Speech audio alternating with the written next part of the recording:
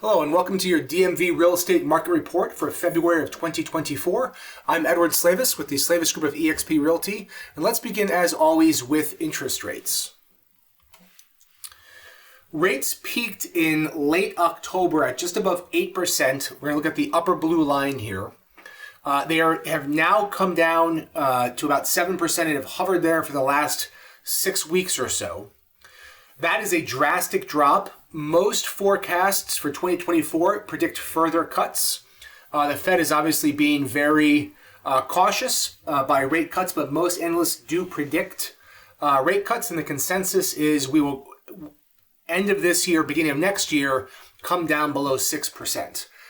While we are at 7, dropping towards 6, I do think that still fertile grounds for fertile conditions for a very robust real estate market. We've seen a lot of activity increase just in the point drop from 8 to 7, and I expect that to continue.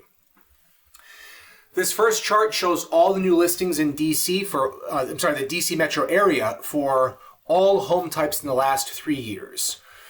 I was actually expecting January to be a little bit higher than it was, just based off of anecdotal evidence I saw of properties that agents were planning on waiting until spring to sell, and the sellers decided to sell it sooner to take advantage of a hot market, which we'll talk about. So I expected it to be a little bit higher than that. This is the year-over-year change, and you can see January, so the point farthest to the right, was still a little bit below what January was of the previous year. If you look from April of 2023 to the present, that line is sloping upwards towards the x-axis. Once it crosses, it means that month more properties were listed than that same month the previous year. I'll come back in a month to tell you if it happened, but I expect that line to cross in February. Again, just anecdotal evidence I have, from our own business and talking to other agents. I think there's going to be a lot of inventory coming on the market now. As we go through every month, prices continue to increase. Now, this here is the homes that are listed. These are the homes that actually sell. The homes that are selling are still going and getting a very good price. This is the year-over-year change. If it's above that thicker x-axis, that thicker zero line, it means prices increased year over year. So 2021, the median home sale in DC for detached homes in red, all home types in blue, and condos in yellow sold for more in 2021 than in 2020, more in 22 than in 21, etc. Other than a few months that it dipped below, home sales are continuing to increase. Same is true on a price per square foot value for condos, detached homes, and all home types. And again, around that same time, between February and May of last year, things were slightly lower, and now they've continued to increase on a price per square foot basis. So again, these are just for the homes that are selling. If the home is listed too high or is not properly prepared and doesn't sell, it's not counted in this. But if your home sells, it's still going to sell at the price you want. Now, these are the closed sale types. Now, remember, we have fewer homes being sold, and we have even fewer homes being listed, and now even fewer homes being sold. Closed home sales here, we are now starting to see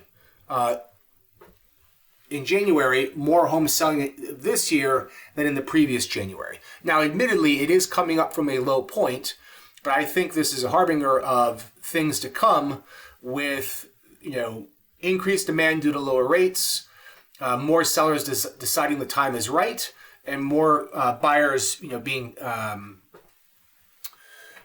able to purchase and making offers, more sellers coming out, etc. So it can be a very positive cycle.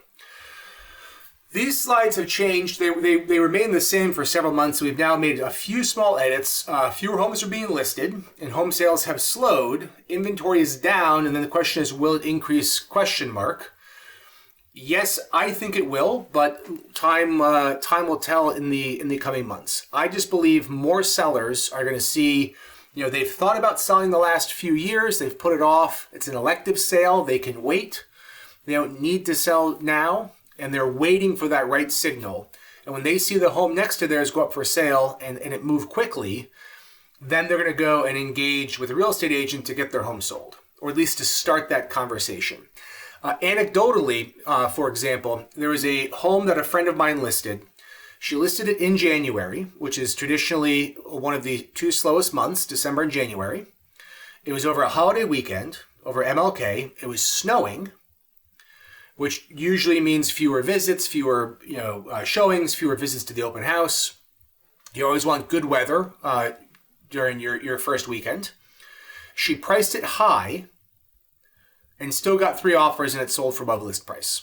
Okay, it's anecdotal, but as her neighbors see that, they're going to go and call us and engage in a conversation to see if we can do the same for their home.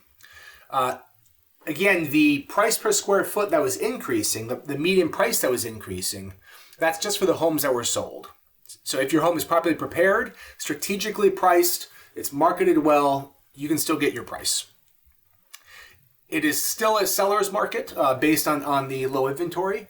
It is not a bad time to be a buyer now, but certainly I'd rather be a seller in this market than a buyer. As we've discussed in previous months as well, you can also visit our website for more information, but we will guarantee your sale in writing for a price agreeable to you. If this interests you or any family, friends, neighbors interested in a consultation, certainly let us know. We'd be happy to let you know what we can sell your home for in this market. Now, for buyers,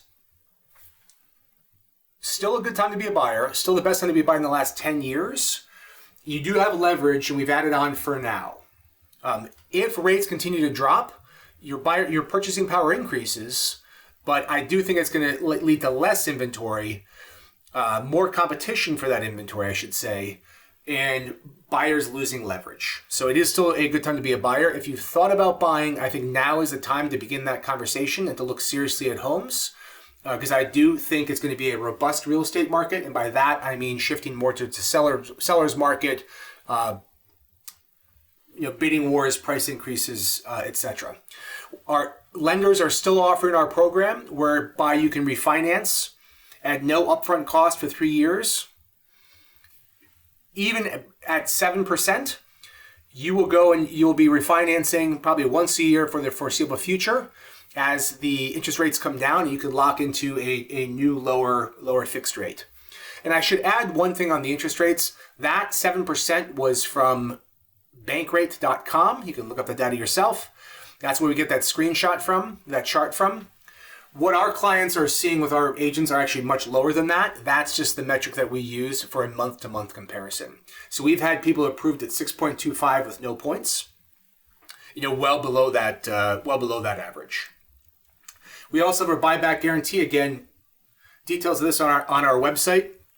If for whatever reason you buy a home you're not completely in love with, we don't want you to feel that you are stuck with that home. We will sell it for you for free and help you find another property. And again, if any of this interests you or any of your family, friends, coworkers, neighbors, give us a call. We'd love to provide a free consultation for any interested buyers. That is your DMV real estate market report for February of 2024. Some slight changes since last month. Again, I'm predicting in these next months to see a lot more inventory coming on, to see a lot more buyer purchasing power, more bidding wars, and have a stronger market than we had these last 2 years. So that's my prediction. I think it's going to happen, and we'll check in with you in future months and let you know if that's true. Again, if you or anyone you know is looking to buy or sell in DC, Maryland, or Virginia, we'd love to be a resource for you. Just please reach out. Happy to be of service. Thanks, and have a wonderful day.